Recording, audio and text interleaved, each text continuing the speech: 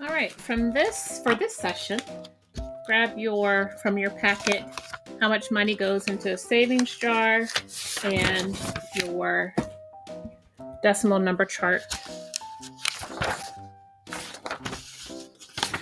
All right, so each week, each child receives one whole dollar for spending money. However, each of their parents requires them to put part of their dollar into a money jar for saving. The rest of the money they can spend on whatever they want. Below is a list of each child and what part of a dollar they must put in their money jar. So we have 1, 2, 3, 4, 5, 6, 7, 8, 9 different children. They each get $1 a week, but their parents tell them how much they have to put up. Determine how many cents each child must put into their savings jar.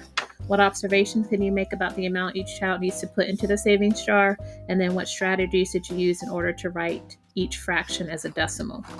All right, and we might want to grab our multiplication chart as well. All right, so Carlos is 99 hundredths. We recall from our fraction and decimal equivalent notes that for the tenths, hundredths, and thousandths, you just say the fraction and write the decimal.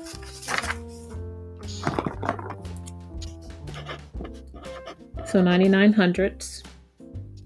Benny, 1/2. We know that 1/2 is equivalent to 50 hundredths, or 5/10.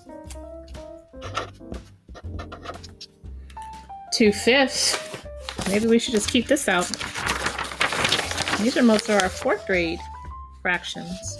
2/5, we said 1/5 is equal to 20 hundredths. So 1/5 plus 1/5 would be 20 hundredths plus 20 hundredths, or 40 hundredths. I'm going to make them all hundredths if I can. 3/10. Say the fraction, write the decimal. However, I want to make them all fair. So I'm going to think of that as 30 hundredths. 3/4. 3/4 is 75 cents. Remember that.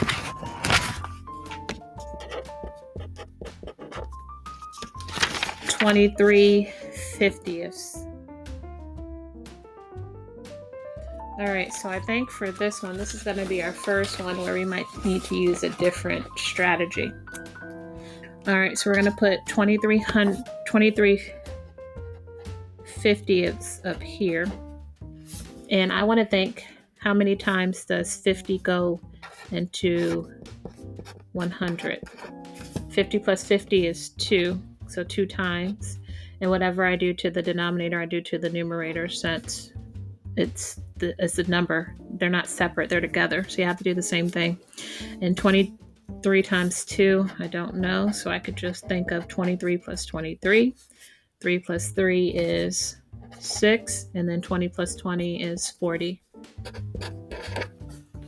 46 hundredths, or 46 cents is how much Shaquan gets.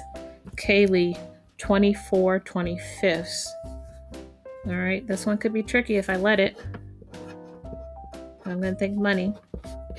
Trying to get to 100 cents or $1. How many quarters in $1? 4 quarters are in $1. All right. So I'll multiply 24/25 by 4/4 or 1 to get an equivalent fraction. All right, let's do 24 times 4. 4 times 4 is 16.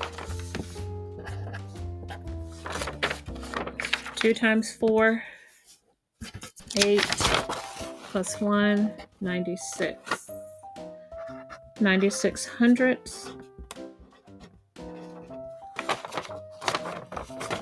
Carmen gets 96 hundredths as well. And then Zoya gets 9/20.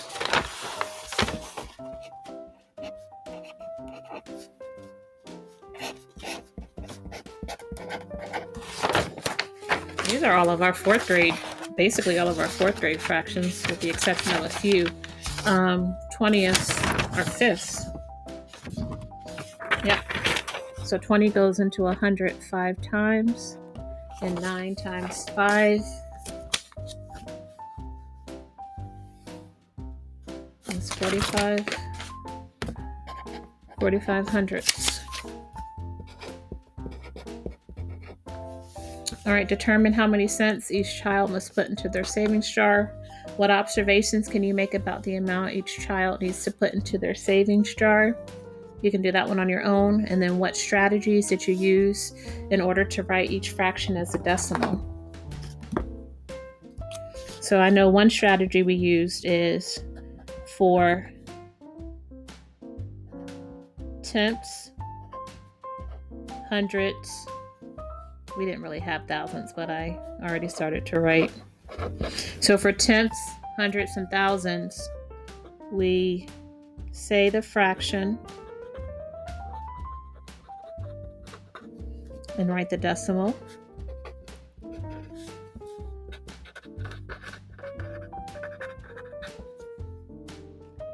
Another strategy we used was to find an equivalent fraction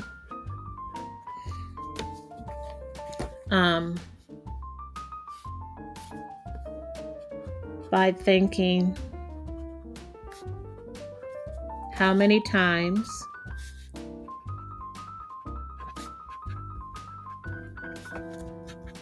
the denominator